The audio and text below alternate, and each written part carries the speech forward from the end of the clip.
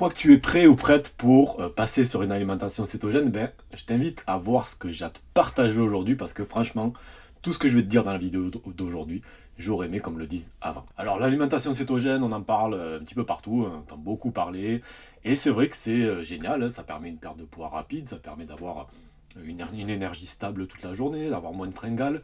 Sur le papier, c'est vraiment, ben, ça vend un peu de rêve, hein, c'est vrai, ça donne envie. Et c'est vrai que ça peut réellement changer une vie. Moi, voilà, j'ai accompagné des tas de personnes pour qui c'est le cas, c'était le cas pour moi.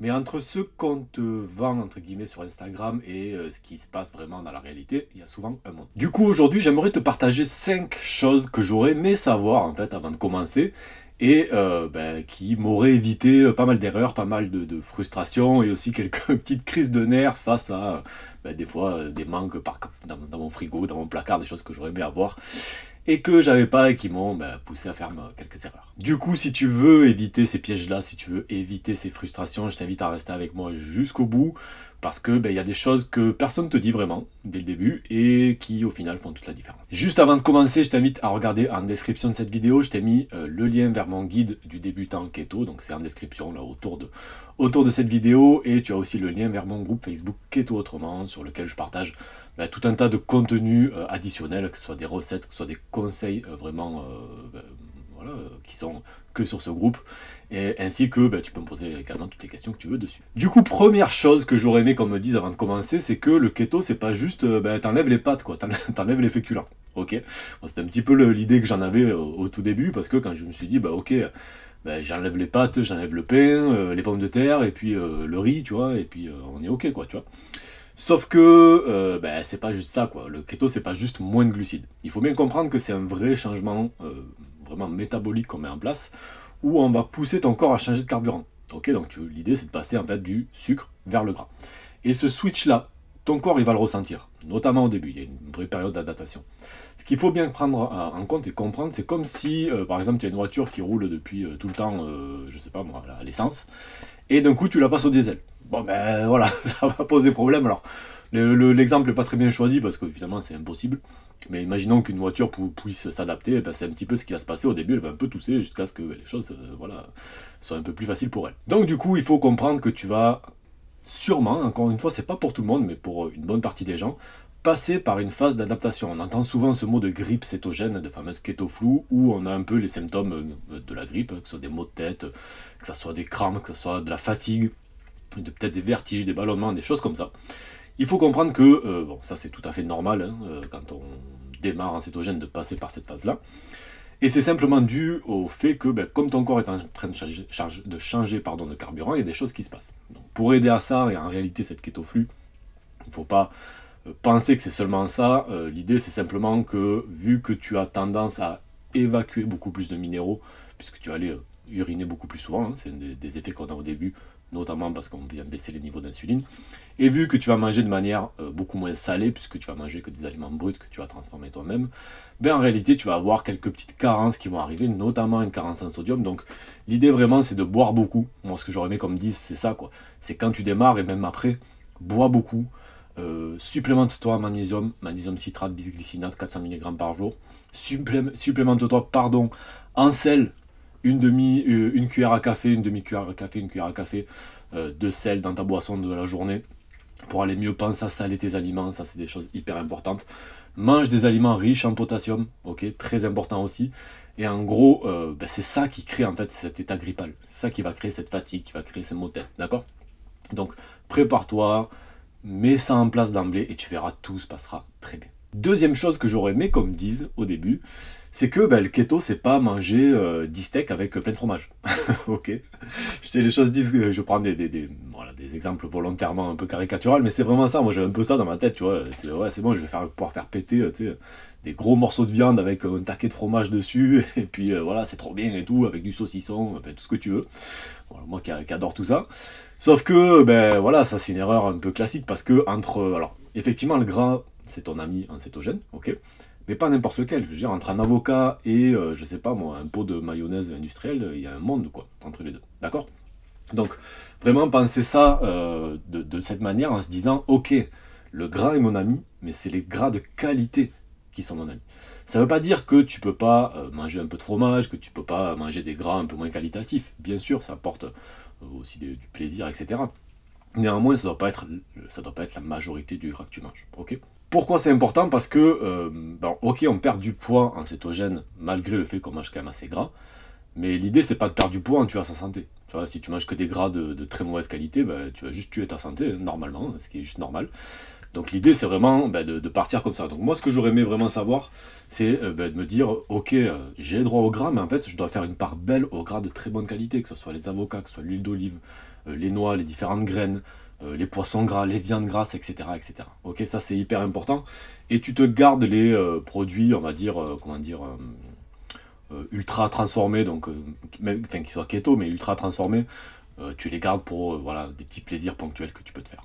Troisième chose que j'aurais aimé savoir, c'est que le sucre, en fait, il est partout, même là où on s'y attend pas, même avec des noms bizarres.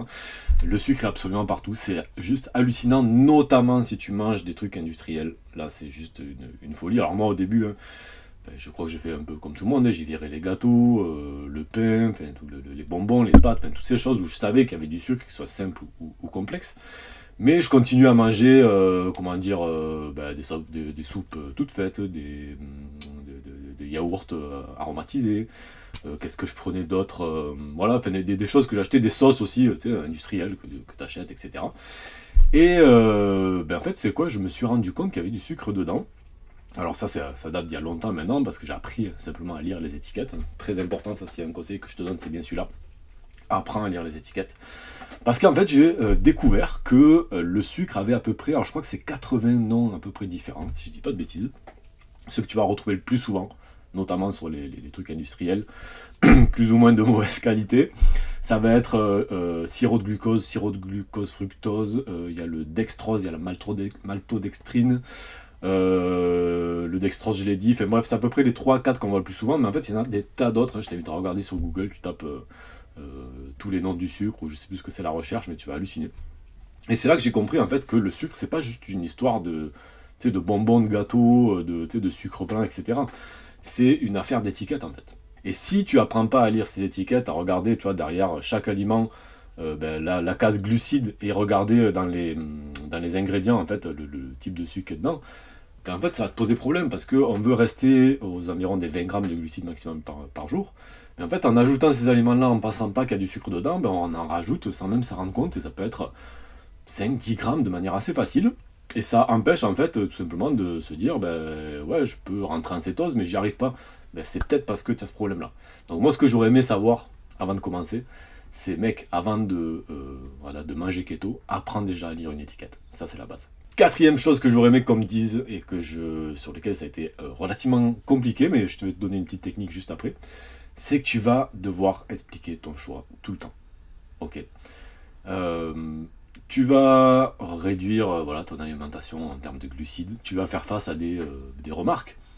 Ah, mais tu manges plus de pain. Ah, mais tu sais, le corps a besoin de glucides, le cerveau a besoin de glucides, les pâtes c'est bon pour la santé, les pâtes ça permet de bien dormir, etc., etc.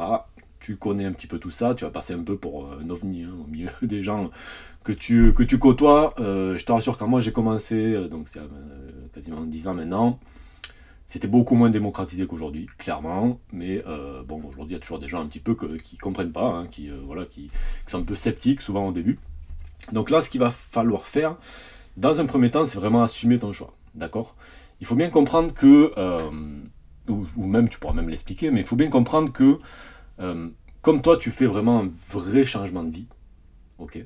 Ce changement de vie, et ça c'est valable en fait, pas seulement pour l'alimentation, mais surtout, il va forcément poser question à des personnes qui vont être sceptiques, ok?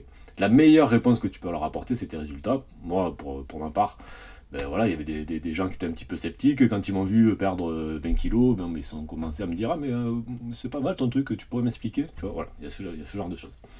Une chose qui marche extrêmement bien, si tu veux pas qu'on t'embête avec ça, si tu te dis en fait je vais aller manger chez des amis ou au restaurant, etc., et je veux rester vraiment sur mon alimentation céto, et j'ai pas envie qu'on me pose des questions, ou si on me pose des questions, je veux que ça soit vite évacué. Moi j'ai ma petite technique secrète, j'appelle ça la technique du médecin.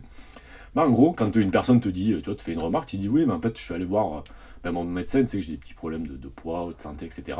Et il m'a conseillé pour les prochaines semaines de faire vraiment de réduire ma consommation de pâtes, de riz, de pain, de sucre, etc., que ça me ferait le plus grand bien.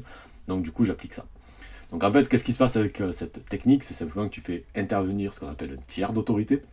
Et donc en gros, c'est pas toi qui as décidé ça. C'est le médecin qui est une figure d'autorité qui t'a simplement conseillé de faire ça sur pendant quelques semaines, tout simplement.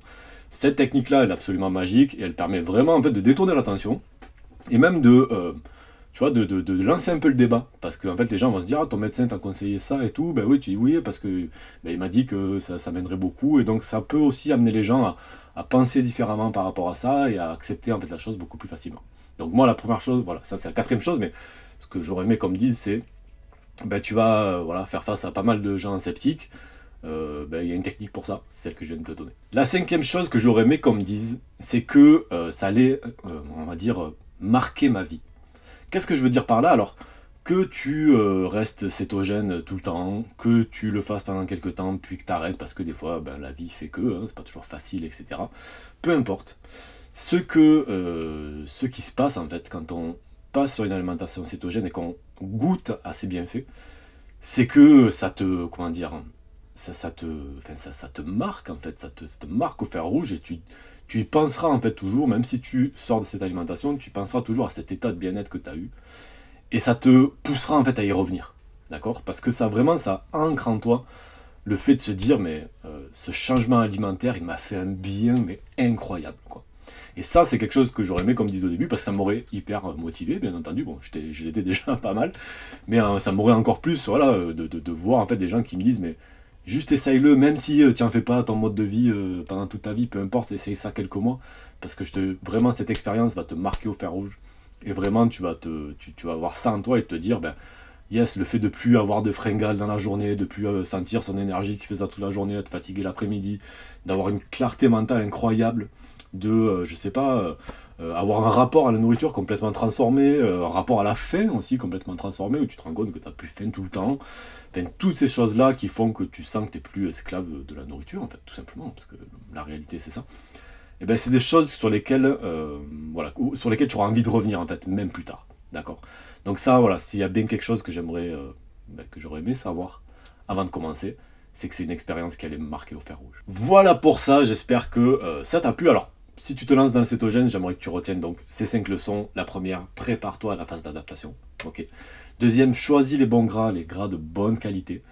Apprends à lire les étiquettes, ça c'est le troisième. Quatrième, sois prête à expliquer ton choix ou à utiliser la fameuse technique du docteur. Ok. Et cinquième, eh ben, sois sûr que c'est vraiment une expérience qui peut littéralement changer ta vie et qui dans tous les cas va te marquer au fer rouge, ça c'est une certitude. Alors les choses se font pas du jour au lendemain, bien entendu, elles se font de manière durable et ça c'est important. Et si tu veux aller plus loin, ben, je t'invite à regarder en description de cette vidéo, je t'ai mis le guide du débutant keto, tout simplement, donc en description ou au-dessus de cette vidéo selon où tu la regardes. Je t'invite à le télécharger, dedans tu as toutes les bases à connaître. Et je t'invite à me rejoindre sur mon groupe Facebook Keto Autrement, sur lequel je partage tout un tas de choses, de contenu totalement inédit, que ce soit des conseils, que ce soit des recettes, sur lequel tu peux me poser aussi des questions. Je suis là pour répondre, il n'y a aucun souci. Et voilà, je te dis à très vite pour une nouvelle vidéo.